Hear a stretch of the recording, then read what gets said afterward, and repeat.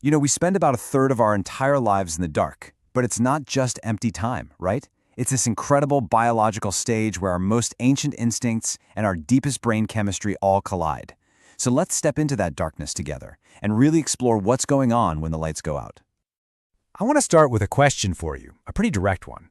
Why are you really afraid of the dark? I'm willing to bet that the answer is not what you think it is, and it's a story that actually starts hundreds of thousands of years ago. That's right. Our journey is going to begin with an ancient fear. It's like an echo from our evolutionary past that still kind of whispers to us in our quiet, modern bedrooms. So here's the crucial point, the big idea. We aren't actually afraid of the dark itself, the simple absence of light. No, we are afraid of what could be in it. This is a total evolutionary hangover, a deep-seated instinct that's been passed down from our ancestors who knew that darkness was the hunting ground for predators. And this slide just illustrates that mismatch perfectly. On one side, you've got the predator void of our past. Our night vision is terrible, which made us incredibly vulnerable, so our brains developed this sense of foreboding to keep us on high alert. And on the other side, well, that's our modern world. In our safe, predator-free cities, that ancient anxiety still exists. So what does our brain do? It fills the void with imaginary monsters to justify a feeling it was literally programmed to have. Okay, so let's take a look at how this ancient fear plays out in our modern neurochemistry. What's actually happening inside our brains when the sun goes down and all the distractions of the day finally start to fade away. This right here, this visualizes the source of so much nighttime anxiety. See, during the day, distractions keep our minds busy, but at night, the default mode network kicks in. It turns inward, and without anything else to focus on, it can just start to churn, facilitating worry and self-reflection. For some people, this gets amplified by a spike in cortisol, the stress hormone, leaving you feeling totally wired right when you should be winding down. But there is a flip side to this. Darkness also creates a sensory vacuum. By getting rid of all that visual noise, it allows the brain to fully concentrate on processing and encoding information. This is exactly why some of our best ideas seem to just bloom right before bed. It's the only time our brain is truly free from all the busy work, which lets it engage in some serious abstract thinking and problem solving. And the chemical conductor of this whole nightly symphony is melatonin. Now, it's not just a simple sleep button. As darkness sets in, the pineal gland gets to work, converting serotonin into melatonin, and that acts like an internal alarm clock. It tells your body, hey, time to lower the temperature, slow the heart rate, marking that biological boundary between the waking world and the dream world. Of course, this transition isn't always perfectly smooth. Sometimes the brain misfires.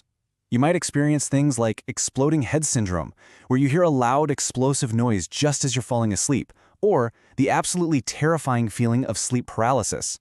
But as scary as they feel, these are common, totally benign neurological events. It's really just your brain's circuits getting a little crossed as you drift off. Okay, this next section has an idea that might completely change how you think about a bad night's sleep. What if I told you that waking up at night isn't some kind of disorder? What if it's a feature? This is called the Sentinel Hypothesis. That feeling of waking up suddenly in the dead of night, what we often just label as insomnia, is actually an evolutionary adaptation. Our ancestors, they slept in groups, and these brief awakenings were crucial. It was a chance to scan for predators, check on the fire, or listen for rival groups. Somebody was always on guard. And we have incredible proof of this. A study of the Hadza hunter-gatherers in Tanzania, who live a lifestyle much closer to our ancestors, found that even though they wake up a lot at night, they don't report insomnia. Get this, over a 20-day period, there were only 18 minutes, 18, when the entire tribe was asleep at the same time. Because everyone has a slightly different internal clock, or chronotype, someone was awake and vigilant 99.8% of the time. So why does this cause us so much stress today? Well, it's the smoke detector principle. Our ancient physiology is totally mismatched with our safe, temperature-controlled bedrooms. Think about it.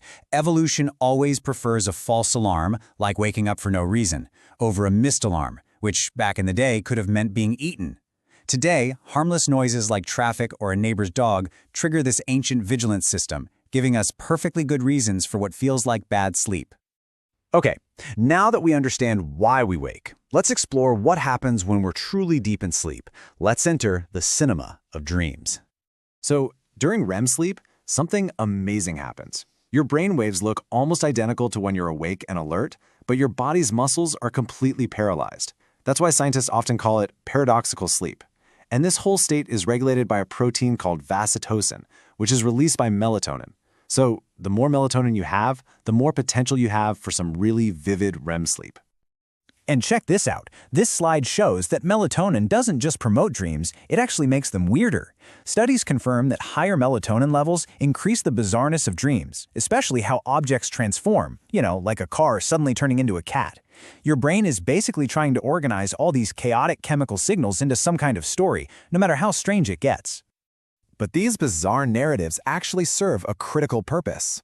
Dreaming protects the waking mind. Intense or negative dreams can act like a pressure valve, helping you process emotional stress overnight so you can focus during the day. In fact, studies show that nights with less REM sleep can lead to more mind-wandering the next day. Dreaming isn't just entertainment, it's essential maintenance. And beyond just emotional regulation, darkness and sleep are absolutely critical for consolidating your memories. A study in 2020 found that molecules from the breakdown of melatonin actually help improve long-term memory. And at the same time, the silence and darkness stimulate neurogenesis, that's the growth of new neurons, which contributes to learning and cognitive clarity.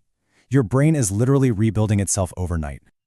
So, after this whole journey through evolution, chemistry, and neuroscience, what's the big takeaway? Well, it's time to change our relationship with the night. It is time to embrace the void. You see, the night is not a passive, empty time. It is an active and purposeful state. It's a time for our genetic memory to stand watch, for chemical restoration to repair our bodies, and for deep mental processing to make sense of our world. We are hardwired to wake, wired to dream, and built to thrive in the dark. And I want to leave you with this one final thought. The next time you find yourself awake at 3 a.m. and your mind is just racing, don't see it as a failure of sleep. Remember this explainer. You aren't an insomniac. You are a sentinel. Your brain is just doing the job it evolved to do for hundreds of thousands of years.